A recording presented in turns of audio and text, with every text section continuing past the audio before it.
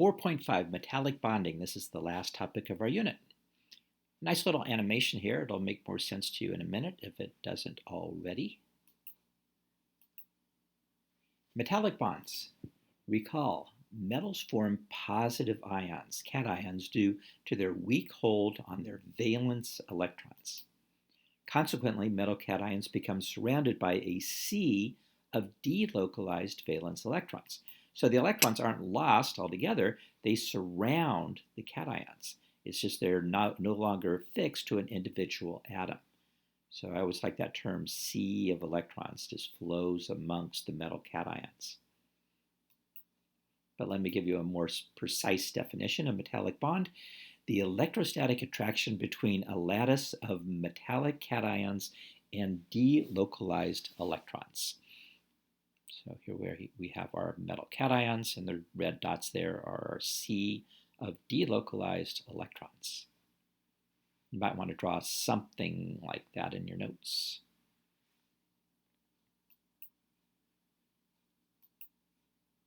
Okay, there are 3 properties of metals that you should know. I have a little animation for each. First, metals are good conductors of heat and electricity. Free flow of electrons explains the ability of metals to conduct heat and electricity. When you heat up a metal, the free electrons quickly start vibrating. Increased kinetic energy means increased temperature.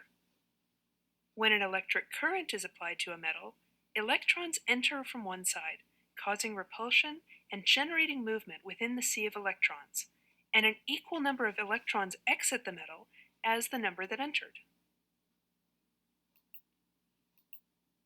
Metals are malleable, which means they can be molded, can be hammered into sheets.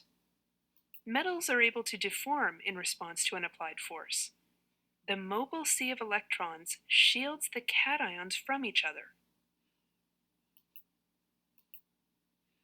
Ductile, can be drawn into wires. Now in this animation, she first talks about how ionic compounds are not ductile, and then she gets into metals.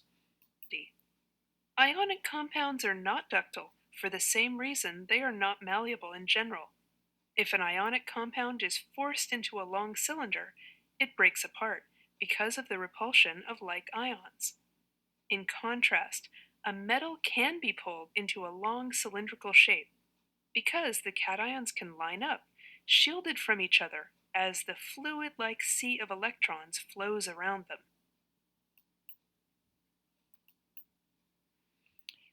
Alloys, a mixture of a metal and another alloying element called an impurity. And here are some examples of different alloys. You're not responsible for these terms, but this is the pure metal itself. This is a substitutional alloy where the atoms of the metals have been replaced. This is an interstitial alloy where you have atoms that fit in between the atoms of the metal. And this is a mixture of both. Alloys are homogeneous mixtures. Now a mixture, remember, you can have in any quantity. So an alloy, you can have any amounts of whatever the elements are that are being mixed together. That's not the case for a compound. You can never say an alloy is a compound. A compound is a fixed ratio of atoms, but for alloys, you can vary the amounts. So it's a mixture. Very small amounts of an alloying element are needed to change the properties of the parent metal.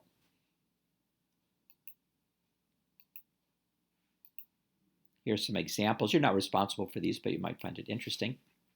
Brass is a mixture of copper and zinc, steel, iron, carbon, and other metals such as tungsten, dental amalgam, fillings, mercury, silver, tin.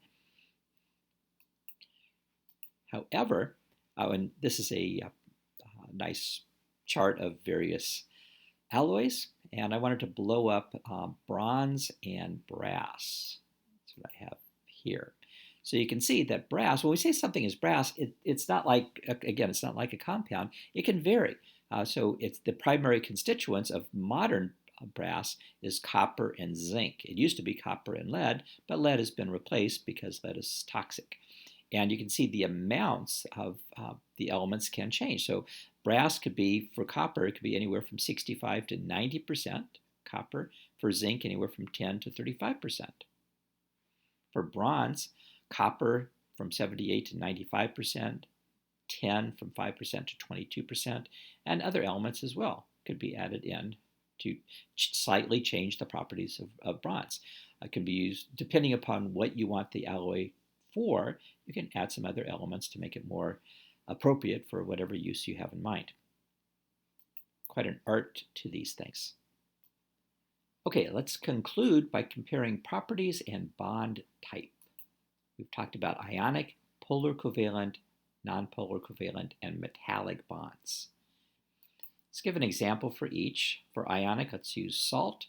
For polar covalent, let's use either water or sugar. For nonpolar covalent, let's use gasoline. And for metallic, let's use iron. First, let's look at volatility. Volatility is the ease at which something turns into a gas. Ionic compound, salt, would be very low. Polar covalent water would be low. Water evaporates, but it doesn't evaporate, immediately. Whereas gasoline, very high. Gasoline turns into a gas quite easily. We're all familiar with being able to smell gasoline from across the room quite quickly. It's because it turns into a vapor quite readily. Metals, none. Electrical conductivity, ionic compounds only when they're molten or dissolved in water, aqueous. Polar covalent and nonpolar covalent, neither one conduct electricity. And metals, of course, they're known for being great conductors of electricity. Melting and boiling points, salt is very high. So we've got sugar. Sugar is moderate. We know if we put sugar into a pan, we can melt it pretty easily, but it's not going to melt just on a warm day. Polar covalent, low. Metallic, high. Solubility in water, ionic compounds are high. Now, you know that not all ionic compounds dissolve in water, but many do, most do. So we'll say high. Sugar, very soluble in water. Gasoline is not soluble in water. Nonpolar covalent compounds are insoluble in water or very low solubility. And metals, of course, none. Okay. That, boys and girls, is the end of Unit 2.